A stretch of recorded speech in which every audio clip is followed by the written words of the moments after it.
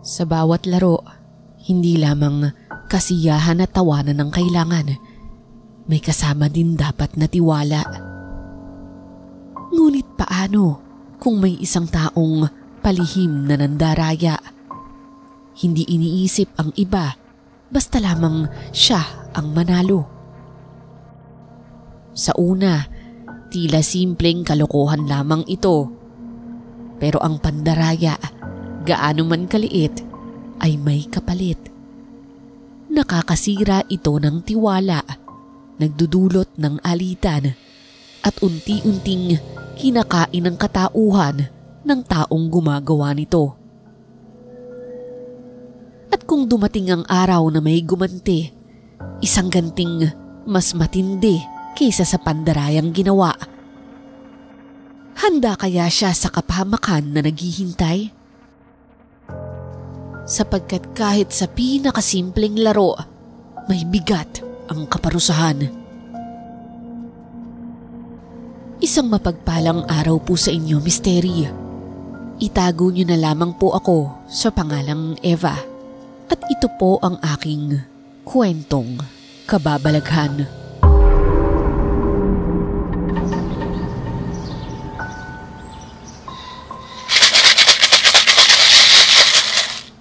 Sa letrang N, doble 4. Hay, sa wakas, nagkaroon din ng puro.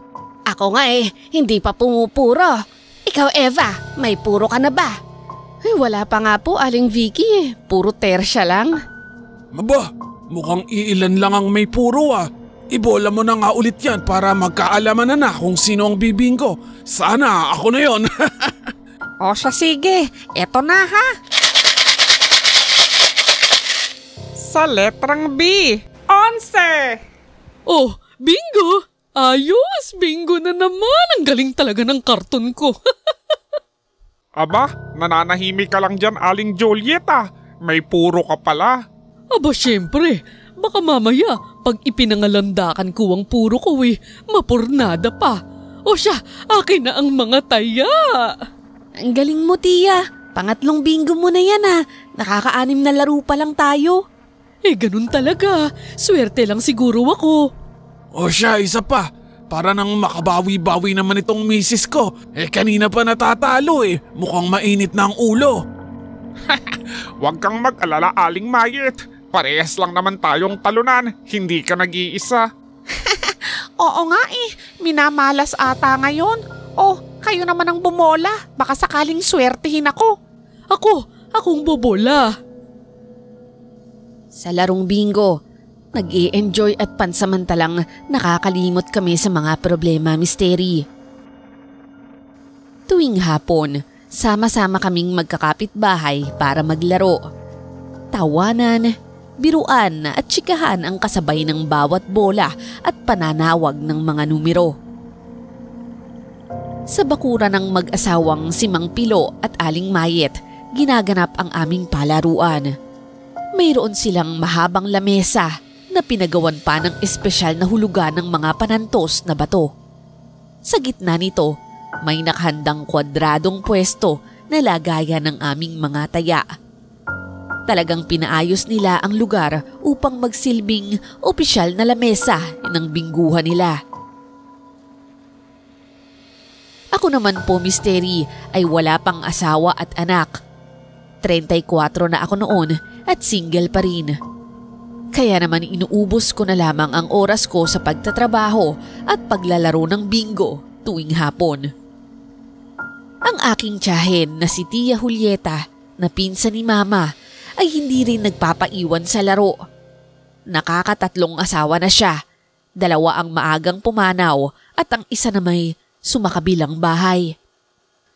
Ang mga anak naman ni Tia na mas bata sa akin ay nasa abroad.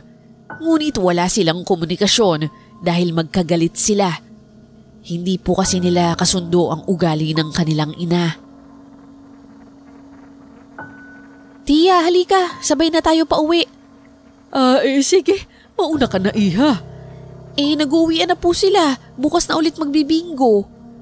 Kasi Nililigpit ko pa itong karton ko eh. At saka masakit pa itong tuhod ko. Hindi agad ako makakatayo. O sige na, mauna ka na. Ayos lang ako rito. Sige po. Bukas na lang po ulit. Kita po tayo. Okay, kita tayo bukas, pamangkin. Isang hapon po iyon matapos ang aming pagbibingo. Nanalo na naman ng ilang beses si Tia Julieta. Ngunit nagtaka ako kung bakit gusto pa niyang magpaiwan. Pero gaya nga ng sabi niya, masakit pa raw ang tuhod niya. Yun na lamang ang pinili kong paniwalaan. Gabi ng Biyernes, mainit ang loob ng bingguhan ni Mang Pilo. May halakhakan, may asaran, pero sa gitna ng kasiyahan, hindi ko akalain na may namumuo palang tensyon. Habang nagbobola ng numero si Aling Mayet, napansin kong tahimik lamang si Aling Vicky, nakatingin ng matalim sa katabi niyang si Tia Julieta. Nakasimangot ito, para bang may gustong sabihin pero pinipigilan lang. Ako naman na nakaharap sa kanila pero hindi ko pa rin mawari kung ano ang bumabagabag sa kanya. Sa letrang B, 14. Sino dyan? May puro na ba ha? Naku, isa na lang, bibinggo na ako. Tawagin mo na yung numero ko, dali! Eto na ang sunod na bola ha. Sa letrang N. Putok, 45. Bingo! Aba, Julieta, ikaw na naman ang bingo. Ang swerte mo naman. Hindi na kayo nasanay sa akin. Talaga namang swerte ako sa bingo. Napansin kong tahimik lamang noon si Aling Vicky, pero ang mga mata niya hindi maipinta. Halos buong laro, nakamasid lamang siya kay Tia Julieta at sa karton ito.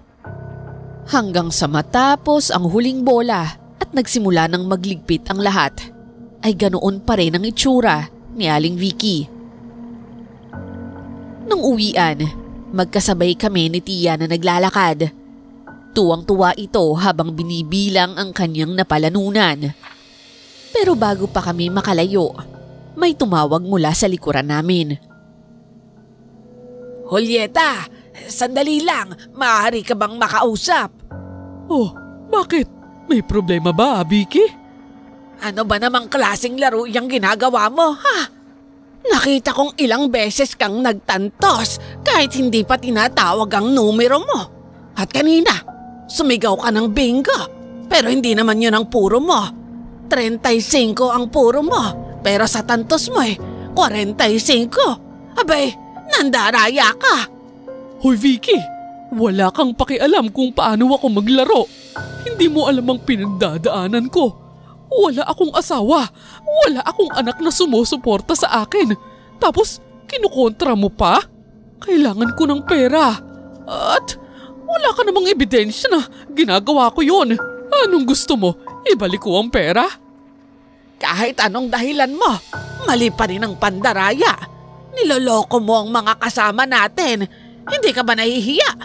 Abe, baka gusto mong isumbong kita. Tingnan natin kung makasali ka pa sa laro. Di sige, magsumbong ka. Sabihin mo kina Pilo at kay Mayet. May ebidensya ka ba ha? O baka naman naiinggit ka lang dahil hindi ka nananalo? Bakit ako maiinggit? Dinadaya mo lang naman ang panalo mo.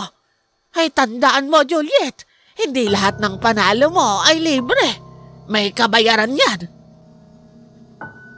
Tahimik na tumalikod si Aling Vicky, ngunit sa tono ng boses niya, ramdam kong may babala sa mga sinabi niya. Ako naman, Misteri, ay tahimik lamang sa gilid. Hindi ko alam kung kakampihan ko ba si Tia o pagsasabihan ko rin siya. Hindi ko naman kasi talaga alam kung ano ang totoo. Pag-uwi ko, hindi ako mapakali. Kaya pala ganoon ang mga titig ni Aling Vicky kanina. Nakakahalata pala siya sa ginagawang pandaraya ni Tia. Ako naman, walang napansin dahil ang galing ni Tiyang magkubli. Mabilis ang kamay niya. Alam niya ang numero na ipapatong, kaya naman hindi ko rin yun napapansin. Kaya naman kinabukasan ng hapon, nagpa siya akong ako naman ang magmasid. Nasa harapan ko ulit si Tia Julieta. Habang nagbobola ng numero si Aling Mayet, halos hindi ko na matantosan ang sarili kong karton kakabantay sa kanya. At misteri, tama nga si Aling Vicky. Ang bilis ng kamay ni Tia. Hindi mo talaga mapapansin kung hindi mo siya tititigan at babantayan. Kabisado niya ang pattern ng kanyang karton at kapag nagsigaw siya ng bingo, tama ang lahat ng binibigkas niyang numero. Kahit doon sa mismong karton niya ay may numerong hindi naman talaga natawag. Nakita ko namang masama na naman ang tingin ni Aling Vicky kay Tia Julieta. Hindi ko siya masisi kasi medyo garapal din talaga ang pandaraya ni Tia. Ang tanong ko lang sa isip ko, bakit kaya hindi na lang siya bookingin ni Aling Vicky sa harap mismo naming lahat? Ako naman, dahil matanda na sila pareho, ayokong gumawa ng gulo. Bukod pa roon, tiyahin ko po si Tia Julieta. Ayoko namang magalit sa akin si nanay kung ako pa mismo ang magbubuking sa kanya. Kaya naman, wala pa rin kaming nagawa. Matapos ang laro ng hapong yun, niyaya ko si Tia Julietang magmerienda sa kalapit na karinderya. Tia, tara po, kain tayo dun sa lugawan. Libre ko kayo. Bukas na lang, Iha. May dadaanan pa kasi ako. Talaga? Saan po kayo pupunta? Kung sa bayan, sabay na ako. May gusto rin po kasi kong bilhin. Hindi ako sa bayan pupunta, Eva. Basta, personal na lakad. Sige na, mauna ka na. Nagtaka man ako. Wala na rin akong nagawa. Habang naglalakad pa uwi, lumingon pa ako ulit. Nakita kong inaayos ni Tia ang mga karton at inilalagay sa maliit niyang pitaka. Ay nako, ano na naman kayang binabalak nitong si Tia? Huwag niyang sabihing may panibago na naman siyang pantaraya. Sa susunod niyan, mahuhuli na yan eh. Bahala na nga siya. Hindi ko po kasi kayang kumprontahin si Tia Julieta. Kilala ko po siya, misteri. Magaling siyang magbaligtad ng sitwasyon. Kaya nga hindi sila nagkasundo ng mga anak niya.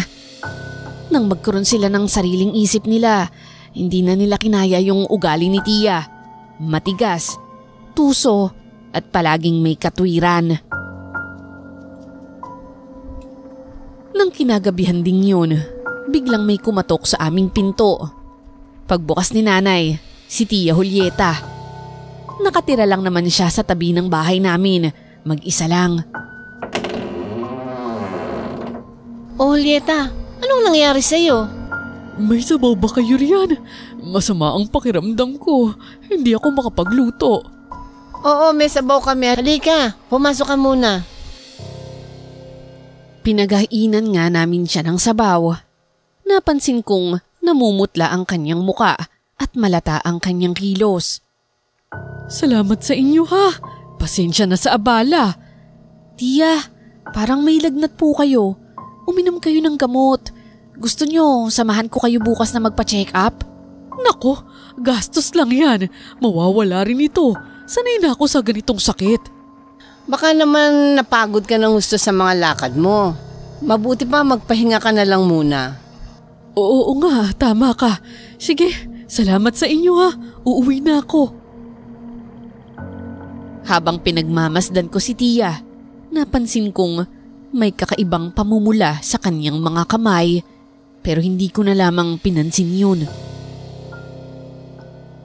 Lunes ng hapon, pag-uwi ko ay dumiretso na agad ako sa bingguhan. Kumpleto ang barkada at masigla si Aling Mayet. Nagkukwentuhan sila ni Aling Vicky at Tonya, nakababata ko rin. Masaya rin ako na mukhang maayos naman ang lagay ni Tia Julieta. Pero parang may napansin pa rin ako. Habang nagbobola si Aling Mayet, nanginginig naman ang kamay ni Tia sa pagtatantos. Para bang hirap na hirap siyang hawakan ng mga bato. Tia, ayos lang po ba kayo? Ha? Oo, ayos lang ako. Medyo malamig lang siguro. Bakit? May problema ba, Eva? Wala naman po, Mang Pilo. Kinakamusta ko lang po si Tia Julieta. Aba, bakit Julieta? Anong nangyayari sa'yo? Parang namumutla ka. Wala to, Pilo. Ayos lang ako. Oh, ano na? Magkakamustahan na lang ba tayo rito? Itutuloy ko na ha. Baka buminggo na ako eh. Sige po, Aling Mayet. Tuloy lang. Marami na rin akong puro. Baka mamaya maunahan ko kayo. Dinaan ko na lamang sa biro. Pero napansin kong hindi man lamang ngumiti si Tia Julieta rito. Nakayuko lamang siya at tila nanginginig, lalo na ang kanyang mga kamay. Para bang meron siyang dinadaing na hindi niya lang kayang sabihin. Maya-maya, nagligpit ito ng kanyang mga karton at nag-ayos na ng kanyang mga gamit. Nakatingin naman ng palihim si Aling Vicky sa kanya. Mga kasama, mauna na muna ako sa inyo ha. May aasikasuhin lamang ako sa bahay. Oh, hindi pa tapos ang laro ah. Sayang naman, malapit ka na yatang mabingo. Bukas na lang ulit ako maglalaro. Parang hindi rin maganda yung pakiramdam ko eh. Sige Tia, mabuti pa, magpahinga na lang po muna kayo. Gusto ko sanang sumunod sa kanya, pero nagdalawang isip ako. Baka gusto naman niyang mapag-isa, kaya hinayaan ko na lamang muna siya.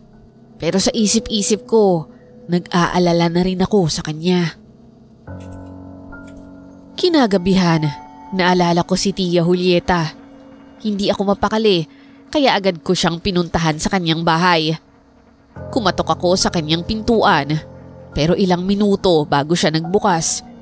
Hanggang sa halos mapaatras ako sa nakita ko. Tia, ano pong nangyari sa inyo? Misteri, bigla na lamang siyang nahumpak. Ang itim ng ilalim ng kanyang mga mata at ang buhok niya parang halos makalbo na. Kitang-kita ko ang anit niya sa ilalim ng madilim na ilaw ng bombilya. Hindi ko alam, Eva.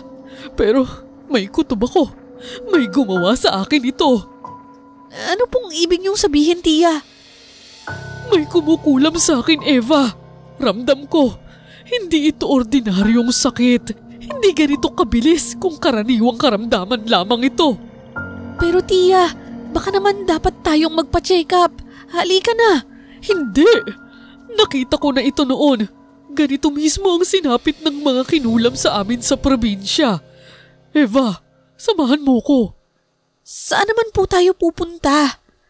Di sa taong pinaghihinalaan kong gumawa nito sa akin. Humanda siya.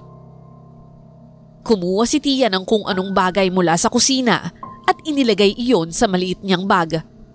Hindi ko alam kung ano yon, pero nakakatindig balahibo ang titig niya habang naglalakad kami sa dilim.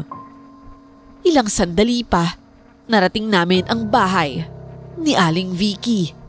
Malakas at mabilis ang pagkatok ni Tia sa pintuan nila. Hanggang sa nagbukas ang pinto at humarap sa amin ang anak ni Aling Vicky. Oh, Aling Julieta, Eva, ano kung kailangan niyo? Asan ang nanay mo? Sabihin mo lumabas siya at kakausapin ko siya. Nasa itaas ho siya nag-aayos. Mabuti pa, pumasok na ho muna kayo. Nagdalawang isip noon si Tia, pero tumuloy na rin kami sa loob. Tahimik naman akong sumunod. Pagpasok namin, ang linis-linis at ang bango ng amoy ng bahay nila. Napansin ko rin na merong altar sa gilid, may kandila at iba't ibang kulay ng rosaryo. Misteri, napakaaliwalas at napakaganda ng loob ng bahay ni Aling Vicky. Maupo muna kayo, Eva, Aling Julieta. Tatawagin ko lang si nanay. Salamat, Richard ah. Makalipas ang ilang minuto, bumaba na si Aling Vicky mula sa itaas. Nakapambahay lang pero halata ang gulat sa kanyang muka. Oh, Julieta, Eva, may problema ba? Huwag ka nang magkaila. Alam ko ikaw to, Vicky. Ikaw lang ang may dahilan para gawin sa akin ito. Ha? Ano bang sinasabi mo, Julieta? Pasensya na po kayo, Aling Vicky. Kasi po, etong si Tia bigla pong bumagsak yung pangangatawan niya. Tingnan niyo po At saka ang dami niya pong bukol, nangayayat, at saka sobra yung lagas ng buhok niya. Naisip po kasi nitong si Tia na may sakit siya. Abay, uutang ba kayo? Anong utang? Hindi ako uutang. Aba, hoy Vicky, huwag ka nang magmaang-maangan. Dahil sa inggit mo sa akin, nakuha mo akong ipakulam. Nanlaki ang mga mata ni Aling Vicky at bigla itong nag-antanda ng krus. Abay, Sus Mariosep, ano ba yung binibintang mo sa akin ha, Julieta? Wala nang ibang gagawa sa akin ito, kundi ikaw. Ikaw lang naman ang nakakaalam ng ginawa ko. Hindi ba't sinita mo pa ako ng isang araw? Pagkatapos nun, nagkaganito na ako. Julieta, kaya kita sinita dahil mali ang ginagawa mo. Pero hindi kita ipapahamak. Hindi ko kailanman gagawin yon. Paano kami maniniwala sa salita mo? Paano kung ayaw mo lang umamin? Bigla niyang inilabas ang isang maliit na kutsilyo at itinutok yon kay Aling Vicky.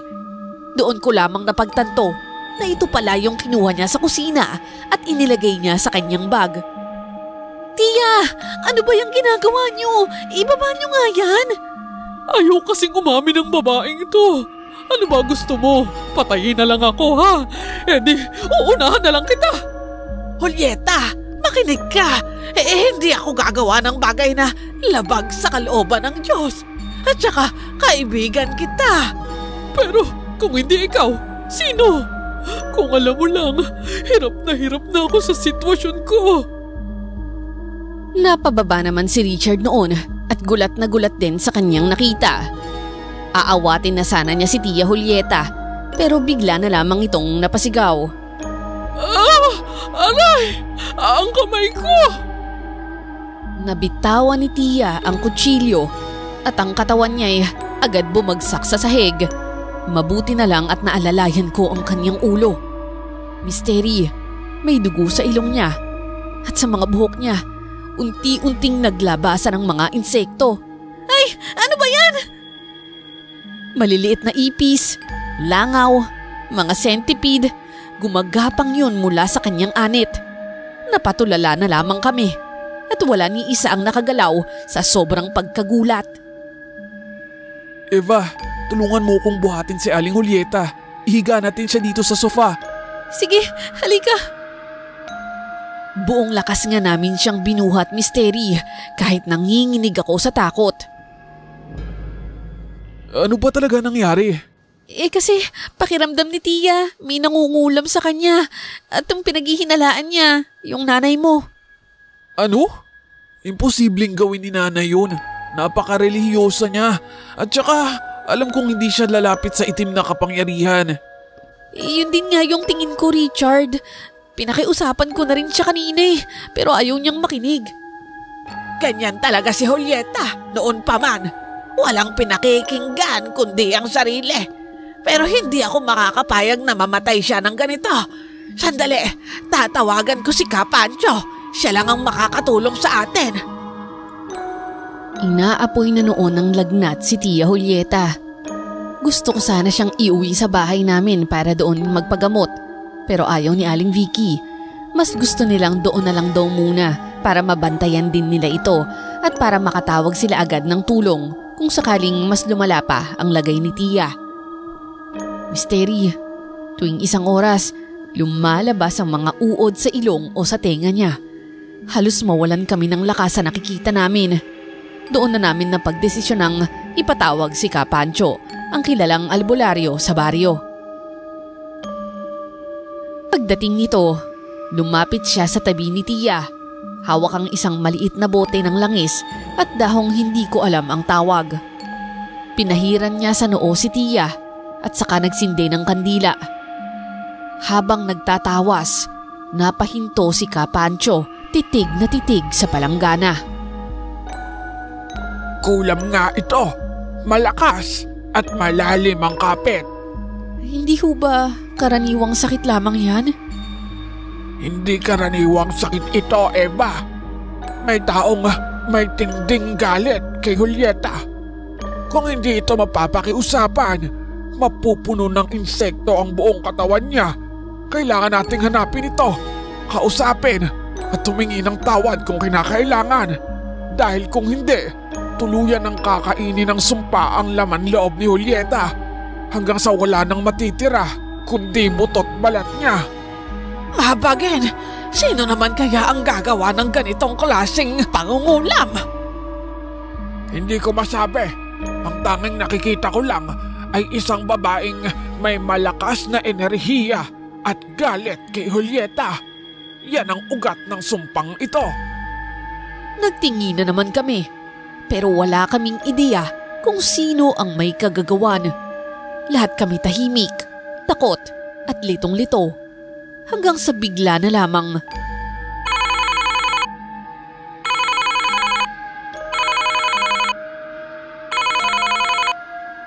May tumutunog mula yun sa bag ni Tia Julieta. Dahan-dahan kong binuksan na ang bag at nakita ko ang lumang Nokia cellphone niya. Sa screen, nakasulat na tumatawag ang pangalang Mahal Ko. Hindi ko alam na may kasintahan pala si Tia. Maganda sanang sagutin para masabihan siya sa kalagayan ni Tia. Hello? Hello? Sino to? Bakit nasa iyo ang telepono ni Julieta? Mystery, kilalang kilala ko kung sino ang nasa kabilang linya. Ang boses, hindi ako pwedeng magkamali. Hindi ko na kailangang tanungin kung sino siya. Mang Pilo? Hello? Eva? Ikaw ba yan? Sa oras na yon, Mystery, hindi ko alam kung ano ang mararamdaman ko. Mahal ko? Ang pangalan ni Mang Pilo sa cellphone ni Tia? Ang ibig bang sabihin, may relasyon sila? Sinabi ko kay Mang Pilo ang kalagayan ni Tia. Agad siyang tumakbo patungo sa bahay ni Aling Vicky. At pagdating niya, napaluhod agad siya sa tabi ni Tia Julieta at humagulgol. Julieta, patawarin mo ko. Diyos ko, anong nangyari sa'yo? At doon na isinalaysay ni Mang Pilo ang katotohanan, ang matagal na nilang lihim na relasyon. Bigla tuloy pumasok sa isip ko ang mga araw na nagpapaiwan si Tia sa bingguhan o yung mga personal na lakad daw niya na ayaw akong isama. Siguro, yun na yung mga pagtatagpo nilang dalawa. Uuwi muna ako. Kakausapin ko ang asawa ko na sana itigil niya na ito. Pilo, wag mong sabihing si Mayet ang gumawa nito. Oo, at hindi ito ang unang beses na nagawa niya yun. Kaya alam kong siya talaga. Hindi ko lang inakala na mas malala pa pala ang kaya niyang gawin. Mas malala, Pilo, kasi mas masakit ang ginawa mo sa kanya. Hindi mo alam kung gaano kasakit ang ipagpalit sa taong araw-araw mong kasama. Mabuti pa, humingi ka ng tawad at itama mo ang lahat. Agad na umuwi si Mang Pilo. Pero habang naghihintay kami, bigla na lamang napasigaw si Tia Julieta sa sobrang sakit. Nakakabingi ang pagsigaw niya. Sakit na sakit siya sa nararamdaman niya, lalo sa kanyang mga kamay. Isa-isang natanggal ang mga kuko niya. Dugo at sigaw ang pumuno ng gabing yun. Isang kamay lamang ni Julieta ang kaya kong isalba. Pero ang isa, wala na talaga. Mystery, tuluyan nang tumiklop ang kanyang kamao sa kanang kamay. Parang nalanta, naging butot balat at nanatiling nakakuyom. Matapos noon, tila nawalan siya ng malay at maya-maya tuluyan nang tumahimik ang paligid. Unti-unting nagbalik ang kulay ng balat ni Tia. Huminga siya ng malalim at sa pagdilat niya, ipinaliwanag namin ang lahat ng nalaman namin. Oo, Sa parteng yan, alam kong ako talaga ang nagkamali. Sa lahat naman, mali. Wala akong maipapaliwanag dahil malinaw na maling-mali ang mga desisyon ko. Hindi pa naman huli ang lahat, Julieta. Pwede ka pang magbago. Humingi ka ng tawad. Ayusin mo ang lahat. Andito kami para sa'yo. Magmula noon, kahit kailan, hindi na muling nagbingo sa lugar ni Mang Pilo si Tia Julieta. Hindi na rin nagkita o nag-usap pa sina Tia, Mang Pilo at Aling Mayet. Para silang mga estrangherong nagkakilala lang sa panaginip. Nabalitaan kong nangako si Mang Pilo na hindi na uulit pa at ganoon din naman si Tia. Muling nagkabati ang mag-asawa at namuhay ng payapa. Nang nalaman naman ng mga anak ni Tia ang kanyang kalagayan, agad silang umuwi ng Pilipinas. Dahil doon, nagkabati sila at nagkapatawaran at naging maganda muli ang kanilang relasyon mag-iina. Pero misteri, ang isang kamay ni Tia hindi na muling gumalaw pa. Ang sabi ng iilan, baka na-stroke talaga. Pero ibang itsura, parang tuyong kahoy, nakakuyom at malamig palagi. Ang karanasang yun ay tinuruan si Tia Julieta na hindi lahat ng pandaraya ay basta lamang makakalimutan. Ang pandarayang ginawa niya, hindi lamang sa laro, kundi pati sa relasyon, ay may kapalit na matinding kaparusahan.